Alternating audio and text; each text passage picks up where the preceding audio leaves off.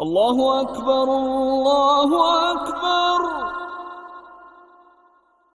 Asalamalaikum wa Rahmatullahi Mubarak, everybody. We are back with another episode of Convert Conversations, and this has been a guest we have been looking forward to having for quite a while. He's a fixture in the Atlanta Muslim community, well known within among the convert community, and well beloved in Metro Atlanta. And anyways, he's going to tell a story, and we're going to enjoy some unique questions with him and talk about his journey to Islam. So, without further ado, may I introduce Brother Sidi Jamal-Uddin Haisa. Asalamalaikum. Sidi, how you doing? Wa alaikum assalam wa rahmatullahi wa barakatuh. I'm doing well, thank you. And thank you for having me, mashallah. Oh, the honor is ours. We really are very grateful for taking time out of your busy schedule and your many obligations and responsibilities to come here and be on our podcast. So, without further ado, let's begin. Bismillah. And the first question that we ask everybody is one of the most common that we're asked as converts. So like, if you could explain in a very brief nutshell, what is your conversion story? Like, what led you to embracing Islam? And in a very brief, like a primer in a sense. I'm mutton. There you go. Yeah, I was asked this question on another podcast and it took 4 hours. So, give you the short story. I grew up in the church, and just some things that just didn't resonate. And as I was trying to, you don't know what you don't know. You don't know, when you're living a certain way of life, all you know is one thing, but there are questions. And when you ask the questions, there's never any real answers to those questions. And so when I was in college, I think that's where things started changing. Now, when I was in high school, I used to hang out with some Malaysian guys, and but dawah was not their thing. Their sisters would wear hijab, and ask, "Oh, your sisters wear the headscarf," and it's all religion. What's religion? Islam. What's Islam? And that's where the conversation would end. You know what I mean? So dawah wasn't really their thing. Even in high school, I did a paper on the Prophet Muhammad ﷺ in the Battle of Badr, just arbitrarily.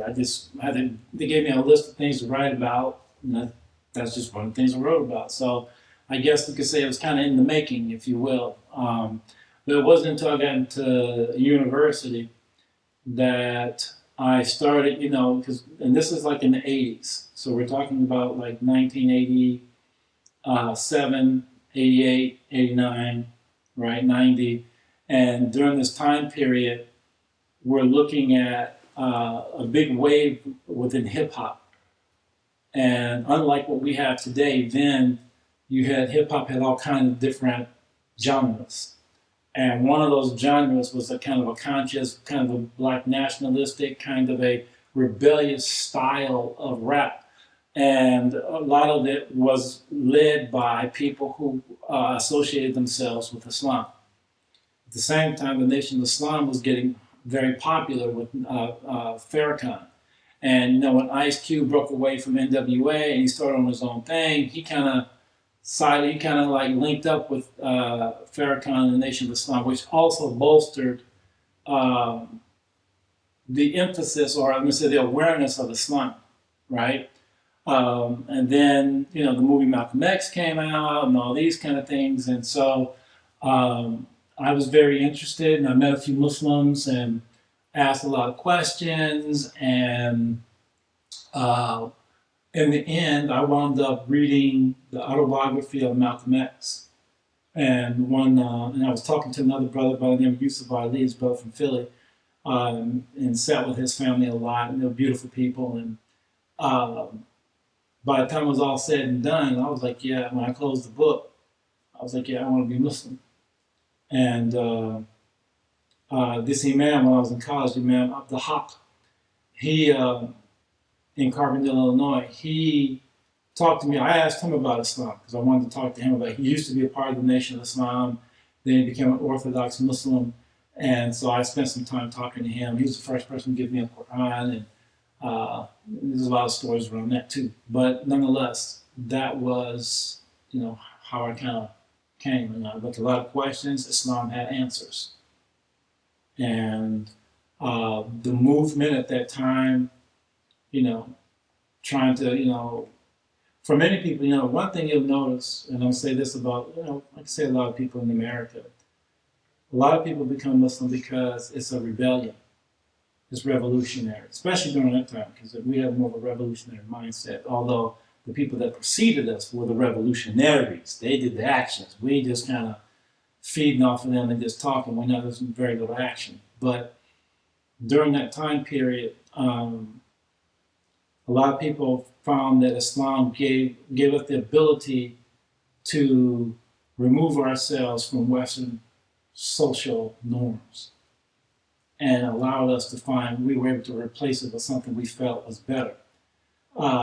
And so a lot of the people, it's a spiritual thing. For me, I think it was a little bit of both.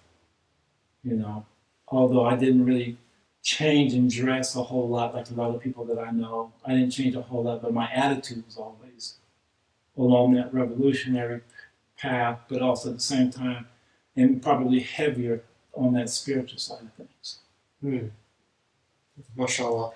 So, in that sense, with now writing us like a meten on your conversion story, would you provide us describe the significant milestones that you feel were important in your particular journey to Islam, the challenges you face, and what would you feel what was and has and what may still be your greatest struggle as a Muslim trying to remain firm upon a siratul mustaqim?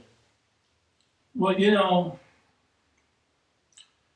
one of the things, my stepmother, she had a brother that had gone to Egypt to climb the pyramids, and they had a video, and I just came across the video.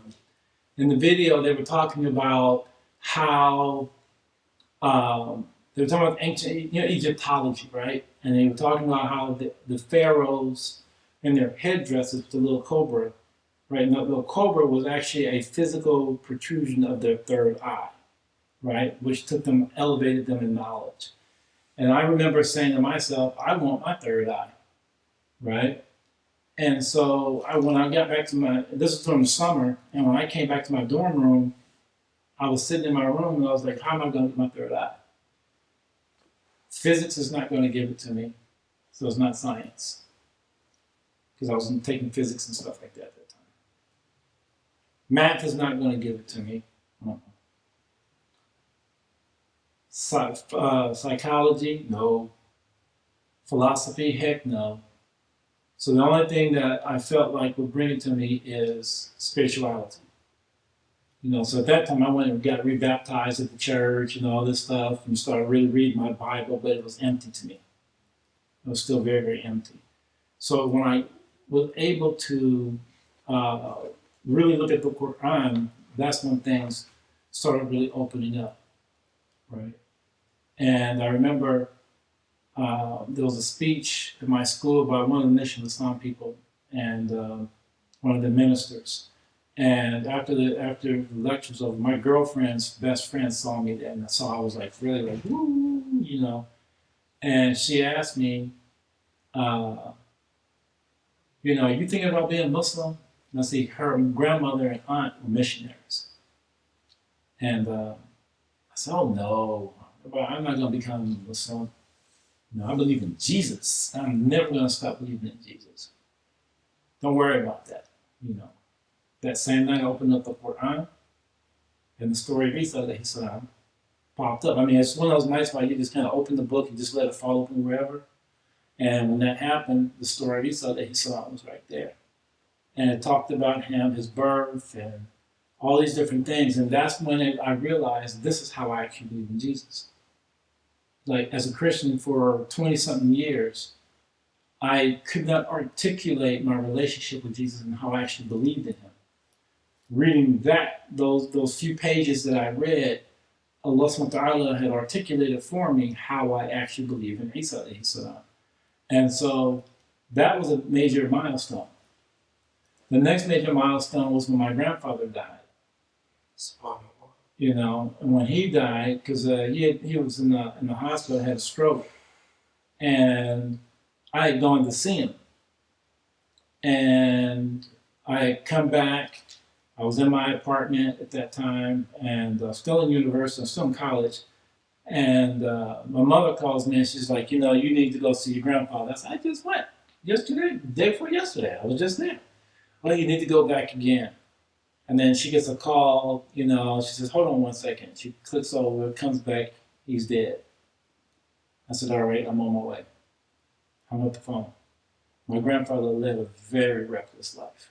I mean, a reckless life. This dude.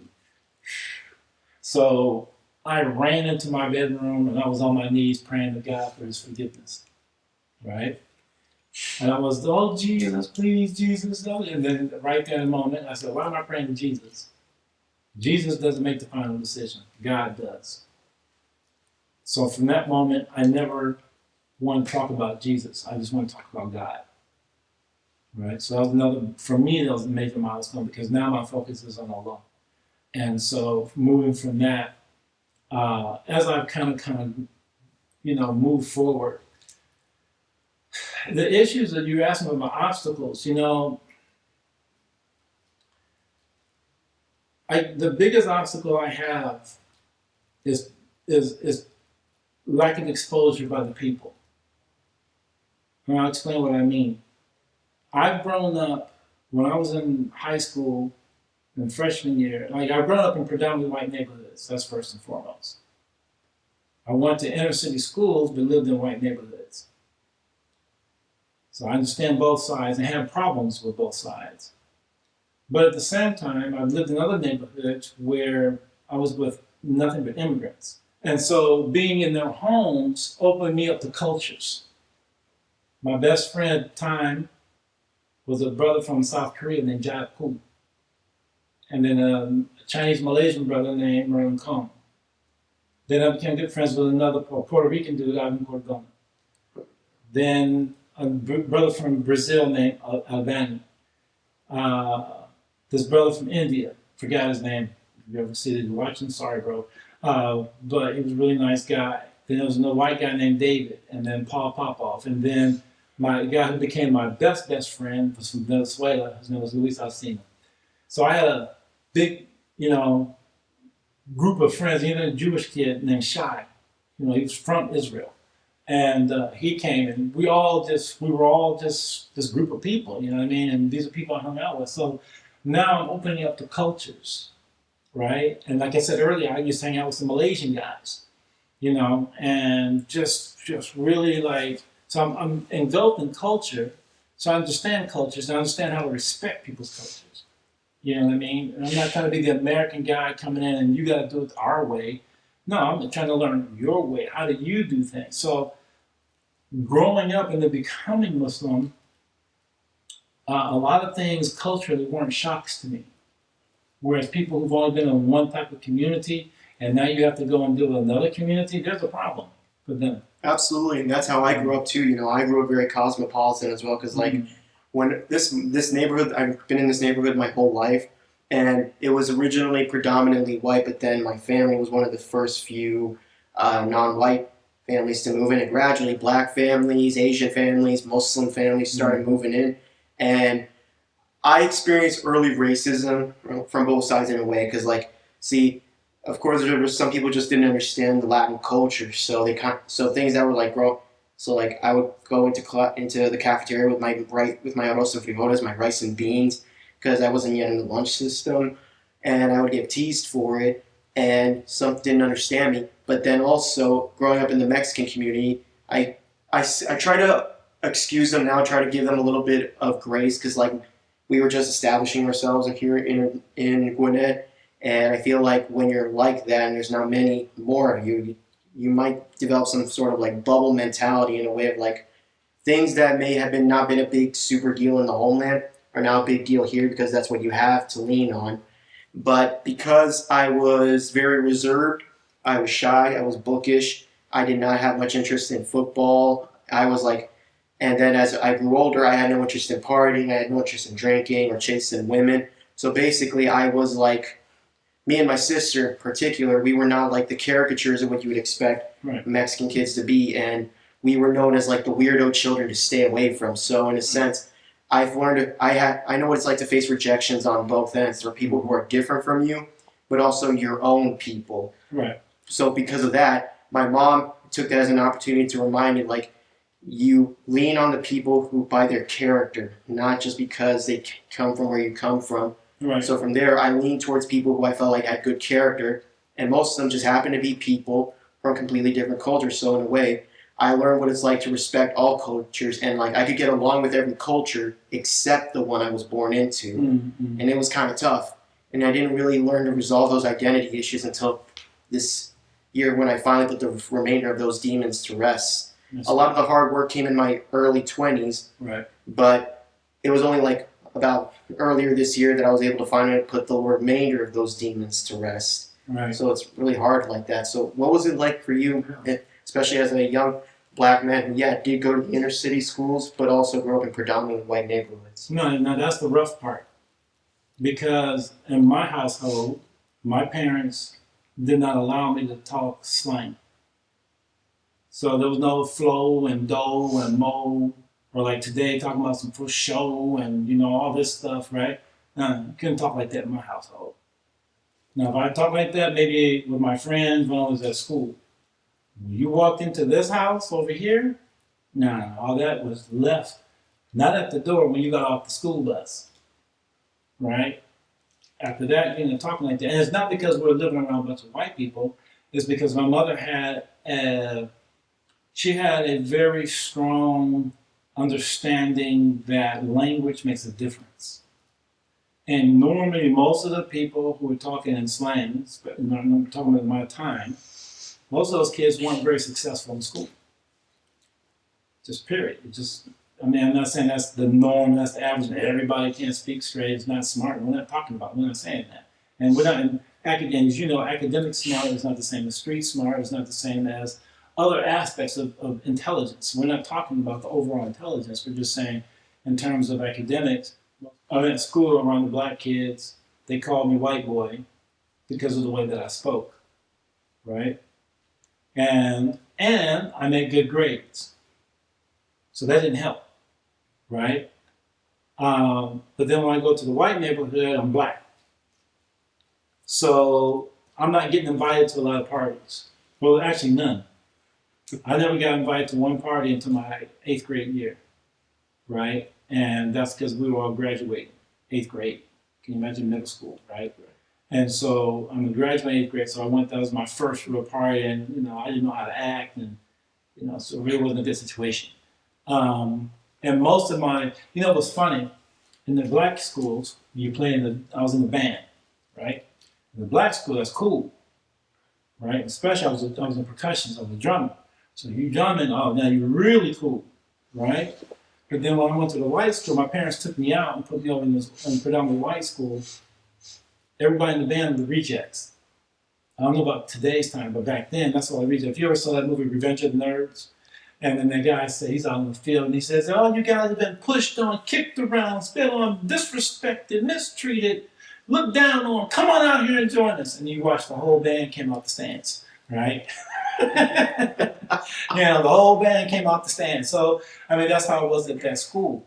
But so I'm saying to say that a lot of the people that I did hang out with were the people that a lot of other white kids didn't like. The other problem was that whenever they became cool, I was left. You know what I'm saying? So, I wound up finding a good core group of guys and a couple of girls, that we hung out, and we were fine in our own skin. You know what I mean? But it becomes, and to your point, to what you're talking about, it does become hurtful when you're dealing with people who overall, the majority of which, don't like you. And you go to a place where you should feel safe, right? Mm-hmm. For a black, like a black thing, we talk about the cookouts. I'm coming to the cookout. But when I get to the cookout, I'm not received. You see what I'm saying? I'm not really, it's like my blackness is being questioned. And if I start singing a song, oh, you know that song? Yeah, I know that song, but I know that Duran Duran song too.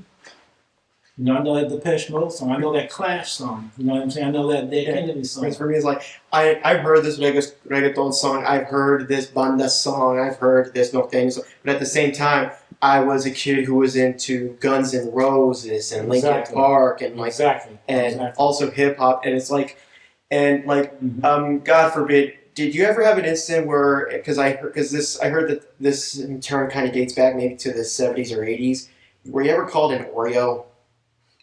Because I've had an incident where I was called a coconut. Kevin, I was called an Oreo in school. Coco. No, I was never. Honestly, I don't think. At least not to my face. Given the vibe of it. I mean, the vibe, absolutely. Yeah. But you gotta understand. You know, okay, let's look at it like this. And it's just it is what it is. I literally had to dumb myself down to find acceptance amongst my own people. Same here. So I had to start making bad grades because what? They were making bad grades. I had to start talking, instead of speaking proper English, and me and the professor had a discussion about this proper English. Every language has a proper aspect to it. I don't care if it's Wolof, I don't care if it's French, I don't care if it's Spanish, I don't care if it's Chinese, I don't care if it's Swahili. Every language has a proper level. And then that's what the people speak. Yeah. Right? Mm-hmm. And I don't care if you're white, black, or otherwise. Not everybody speaks proper English. Every white person does not speak proper English. And most people, white, black, and otherwise, always speak at about 11th grade to 10th grade level anyway. Right? But it's like I cannot speak. If I'm saying a word properly, if I start using a big word like juxtapose, I used to get called out for that. Oh, who do you think you are using them big words nobody understands? You know what I mean? And then after a while, I started owning that. Yeah, I had a cousin who once called me who said Kevin, sometimes you talk like a robot, and she didn't mean it in an insulting way. She was more like, it's because Kevin just sounds so intelligent. She meant that as an actual compliment, but because of my early triggers, there was that initial assumption. I was like, oh, she thinks I'm emotionless. Right. But for me, I wound up understanding early that the people who talked about me the way they did, it was out of jealousy. It wasn't because I was bad or wrong. I was a good guy, a good kid. The thing was, and I was a kid who wanted to be accepted. You know what I mean? I was a person who was a little bit more exterior. I was looking for validation outside of my own household for other reasons. But I was that kind of person. So not to find it made my world very lonely. Right? Very, very, very lonely. And so, but again, eventually I began to embrace who I was. You know what I mean? So I did go through a period where my grades dropped, everything was looking terrible, but then there came a point where my grades jumped back up because I started understanding who I am and being okay with what I was. Yes. I mean, that was 7th grade. Right, same. 7th grade when my grades started dropping. Right, yep. I was in honors classes too. But because everybody started paying me attention, I was, I had my little walk, and I used to carry a pick in my head, and all these kind of things, and I was just, what's up, brother, and, I'm doing my thing, and so on and so forth. Trying to be funny instead of being what I was supposed to be with was what? In the books. And so trying to be Mr. Funny Man and trying to be this guy led me to a path where my grades just went plummet. And that's when my parents took me out of the predominantly black school and sent me to the predominantly white school. And at the predominantly white school, another pivotal point, I began to understand how white people actually look at you. Because I began to see they're not laughing with me, they're actually laughing at me. And I had to start telling some of the other black kids, look, you gotta stop being loud in the halls, you gotta stop walking around this way, you can't be laughing all out loud with these kids, you can't be doing this. You see, they're trying to mimic us, but they ain't trying to be cool. They're making fun of us. Oh no, Steve. Well, my first name is Steven. They're like, oh Steve, you just tripping, oh, they're okay, no, they're cool. No, they're not cool. These kids are not cool. And another thing I learned, two other things I learned, if they can't beat you physically, they're gonna get you through propaganda. They're going to create a narrative about you in which you can almost get out of, and you almost fall into deeper, and they got you. So I learned how to kind of work around that And I learned that language is also power. I learned that through language, you know what I mean, because the way they look at you, they look down at you because you can't you can't say street, or you can't say width. You're saying width, or screet, or sword, mines. I know mine. It's mine. You know, and I being a guy, another black guy, were having this problem, and I said, look, you went to kindergarten, I went to kindergarten. You went to first grade, I went to first grade. We all learned the same thing. The thing is, the streets told you something different. So this is where, and the thing is, we gravitate more toward the streets because why? We're all looking for validation. We're all looking for validation, and that goes even to the point about when we become Muslim. Many of us are still looking for validation. You know what I mean? Many of us are still, we'll put on phobes and turbans, or we'll dress like Pakistanis, or we'll dress like Moroccans, or whomever the community, the majority of the community for which we're connected to, whatever that is what we're going to probably take on. So like in the Bay Area, everybody started all of a sudden, you know, when the Zaytuna thing came about, or the people from the Shayk Jamaat, you know, the Shayk Jamaat brothers were all about the Sudanese outfits. The brothers from Zaytuna, they all got Moroccan, you know what I mean, or Mauritanian, you know what I'm saying? And you see brothers wearing boo-boos and all these kind of things, and brothers wearing, you know, the Moroccan jalbia with the hoods, and they got the little pointy shoes and all that stuff, and then the brothers of the Shayk Jamaat wearing the snakeskin Sudanese shoes and these kind of things, right? I can never wrap my arm around pointy shoes. Like, that's a pet peeve of mine. Right. I feel that way about flips. But, you know, but the thing is, it's like, you look at what we do, and there's people who spend time in predominantly Pakistani communities. They're wearing the strong kameez and, you know, the sarong, you know, they're wearing everything. If you've been around the Indonesians, even myself, I'm victim of the same thing. I was hanging around Sudanese people. I wore Sudanese clothes. You couldn't tell me different. When I went to Yemen, I was wearing the longis and my little Indonesian style shirts and everything, and had my turban a certain kind of way, wearing the shawls. You know what I mean? Yeah, and that's me too. Like, especially as I became more educated, I'm learning more about the Andalusians, because like that played a huge role in me eventually becoming Muslim, learning that there were Spanish Muslims, and because of that, also because I did feel a connection in some ways. It felt like a validation, like giving me some form of like Islamic heritage, like especially with the Maghreb area and Spanish area, because that was like where it was most predominant. So for that, I felt most acquainted with, like, I felt most connected with like the North African style. Like, I especially love wearing Moroccan thobes and like wearing West African gear and Andalusian gear, so Arab stuff like that. Right. But at the same time, I feel like, and I've spoken with other brothers about this, and they told me that especially reading this article from Sheikh Mohammed Sharif of Sheikh London Fodio. In many ways, Islam helped reestablish like a linkage for Black brothers to like their heritage, like heritage that they were forcibly removed from as a result of 400 years of slavery. Exactly. No, without question. Without question. You know, a massive majority of the slaves brought to the United States, of the enslaved Africans, were Muslim. So that is very true. And it does bring about, like you said, it brings about a connection of a heritage, of tradition, you know. And that's what a lot of Black Americans right now are struggling with, you know, to the point where we go from Negro to Black to African American.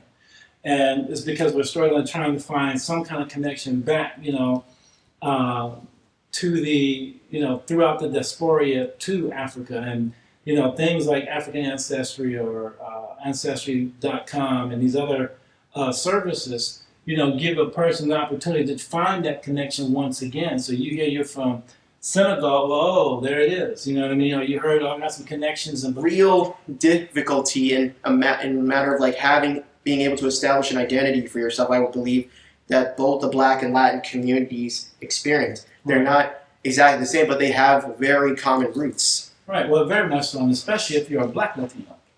Afro-Latino, yeah. You know what I mean? So, you know, or I like to say Blacktino.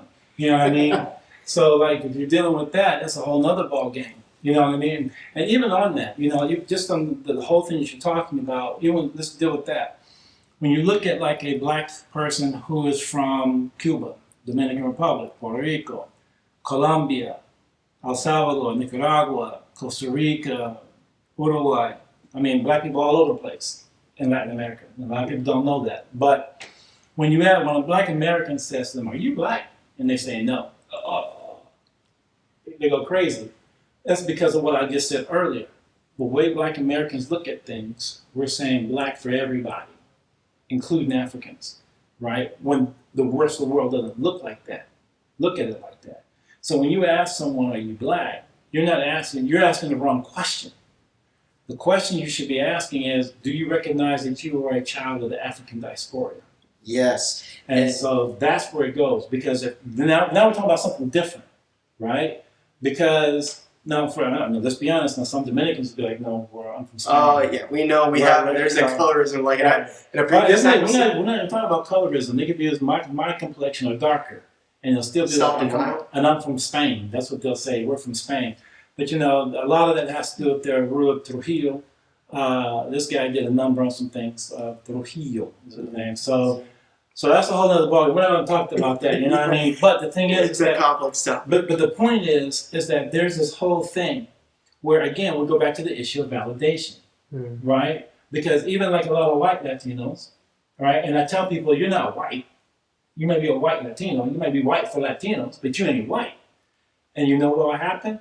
Let an Anglo-Saxon in this country tell you. He'll show you you're not white. Yes. We just had the problem with the Snow White movie, right? Where they did a live action Snow White, but the girl, when I looked at it, I was like, she's not white. Even I said, she's not white. There's something, is she mixed or what? She's half Puerto Rican. Right. So when the rest of the country found out she was not white, all the white people went up in arms. And that's why the show got prolonged. It's not come out. I think it's just come out something like this, but they had a lot of issues. Why? She's not white. And I was telling my Rubio, as we say in the Dominican Republic, called light-skinned white people, Rubio. Yeah. Blanquitos, for people like Europeans. Rubio, doesn't that technically mean blonde? It means blonde, but it's more people like light-skinned, right? Light-skinned people. I guess in Mexico they just make that more distinct. Like Rubio just means a blonde person, and Blanquito, we say you're white looking. Right, but in the Dominican Republic, you would say, moreno, just on moreno, I'm moreno, or rubio, light skin, blanquito, you just straight up white. Yes. You know what I mean? And so for that reason, when you started seeing that, and I started talking to my friends who are, blanquitos and, rubios, I'd be like, yeah, now you see, I told you, you're not white. They ain't accepting you. You know what I mean? So, but the thing is, it's about that validation. And a lot of times our validation is misplaced. So when we talk about an obstacle, now that's not my personal issue, but it's the obstacle that I see existing in our communities amongst converts, and as well as some people who have been in Islam forever, all of their lives. It's the issue of validation and what makes us Muslim. Yes. You see what I'm saying? That's the issue. Is it my clothes, or is it supposed to be character? Or can it be both? You know what I mean? Is it, and this is what I mean by exposure. We're not exposed to the greater world to see the realities of what is really important and what's not, right? What validates me and what doesn't invalidate me. The only validation I truly need is the validation from Allah subhanahu wa ta'ala. By the fact I'm Muslim, I've already been chosen. So therefore, I don't need any more validation. I'm great the way I am because I was chosen to be of the Ummah Muhammad sallallahu alaihi wasallam. Now, if I choose to wear a suit, does that make me any more Muslim? Or I'm going to phrase, does it make me less Muslim? No. Or if I wear a hoodie. Exactly. Or if I wear my thobe, right, how we just now, am I more Muslim?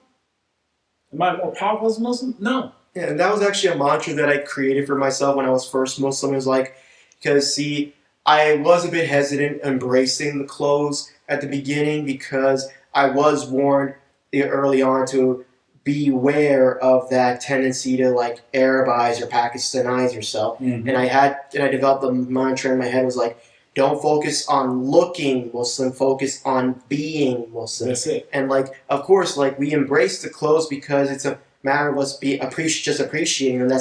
Hopefully that's where we put our attentions towards. But at the same time now, and like I previously had to recognize that there was a period where I began subconsciously internalizing that desire to like try to fit a certain mold to fit in. And I just, alhamdulillah, by the grace of Allah, this past year went through a significant amount of self-reflection to like break that hold that I feel like the waswas of shaitan was having a hold on me. And I'm not saying I'm 100% or like I'm all good now or like I'll remain like this forever. It's a battle I'm always going to be fighting. Right. But I feel like I now have a greater recognition of just how profound that fight is. And like I wanted to say this, like, and this is very common with inner city people, especially us blacks and Latinos. It's like, unfortunately, a lot of us are living under, and I've seen this from when I grew up, because like this has been going on throughout the generations. I've spoken with both old school brothers, and I'm not just talking about Muslim brothers. I'm talking about old school black men who grew up in that 60s, 70s era, and then guys from today, both black and Latino. The best way I know how to describe it is like we live what's called a slave mentality. And what I mean by that is that for somehow, if you're educated, if you're eloquent, if your desire to use more profound language, and what I mean by profound language is more effective, eloquent language, somehow that means you're not down, you're not cool, or God forbid, you ain't one of us. But if you remain ignorant and running the streets, then you're real. Mm-hmm. And like I really had to, throughout this past several years, I really had to come to grips with like how much that's gripping both our communities, I believe, especially in the inner cities. And it becomes like, and it manifests itself in like people developing the mindset of like go live fast, die young, and becoming involved with the streets and the drugs and the gangs. It's like that's how they feel like a sense of pride in where they come from. And it's their way of combating this self-loathing they developed. Right. Well, for a long time, because I've got a lot of friends who sold drugs or pimps or part of gangs, been to prison, these kind of things. A lot of people like this, right? And when they're telling their stories, sometimes I take my little simple stories and kind of embellish them a little bit because I'm just saying them a little hard. You know what I mean? I can't be saying like I'm soft. You know what I mean? I'm guilty of the same thing. You know what I mean? But then eventually I began to say to myself, I'm not doing this anymore. In fact, I'm glad I didn't have to live that life. I'm glad I didn't have to struggle like they did. You know what I mean? I mean, it's like, why do I have to embellish and kind of almost celebrate a struggle that if they had a chance to get out of it or choose to have a different life, they would? You know what I mean? So why am I trying to celebrate something that nobody really wants to live? And they'll try to justify, oh man, I'm glad these things happen because it made me smart, sound street smart, and understand the game, and understand the hustle. But if you still running through the dunya the same way, you ain't understood nothing. Bottom line. Brothers out here, I'm going to change the game. Well, no, you're never going to change the game because all the game is going to do is adjust. You haven't been paying attention. Allahu Akbar, Allahu Akbar.